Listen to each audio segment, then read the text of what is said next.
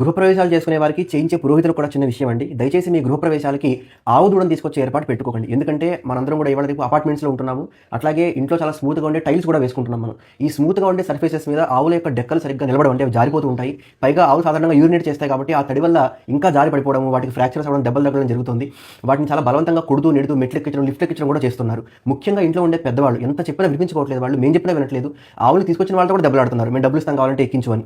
వాటికి నిజంగా ఏదైనా దెబ్బలు తగిలినా చేసినా వైద్యం చేయించే స్తోమత కూడా ఉండదండి వారికి. కాబట్టి దయచేసి అట్లా ఇబ్బంది పెట్టి ఆవులను అట్లా బాధ పెట్టకండి. వాటి పోషణార్థం ఏదైనా డబ్బులు ఇవ్వండి వాళ్ళకి, ఆవులను పోషించే వాళ్ళకి. లేదు మీ పార్కింగ్ ఏరియాలో వాటిని నించోబెట్టి, ఆవులను కూడా నించోబెట్టి అక్కడే పూజ చేసుకుని పంపించేసేయండి. లేదా జ్యువెలరీ షాప్లో మీకు వెండిలో ఆవుదూడ బొమ్మలు దొరుకుతాయి. చక్కగా బొమ్మ కొనుక్కుని పూజ చేసుకుని తర్వాత దాన్ని మీరు మీ పూజ గదిలో పెట్టుకోండి శాశ్వతంగా, ఏమి ఇబ్బంది లేదు. అంతేగాని మీ సెంటిమెంట్ కోసం అట్లా ఒక జీవిని అట్లా అనవసరంగా బాధ పెట్టకండి. మీరు శుభవాన్ని అట్లా గృహప్రవేశం చేసుకుంటూ అట్లా ఒక మూగజీవి మీ ఇంట్లో వచ్చి బాధపడితే మీకు దానివల్ల ఏదో పుణ్యం వస్తుంది అనుకుంటే అంతకన్నా అజ్ఞానం ఇంకోటి ఏమీ లేదనే చెప్పాలి.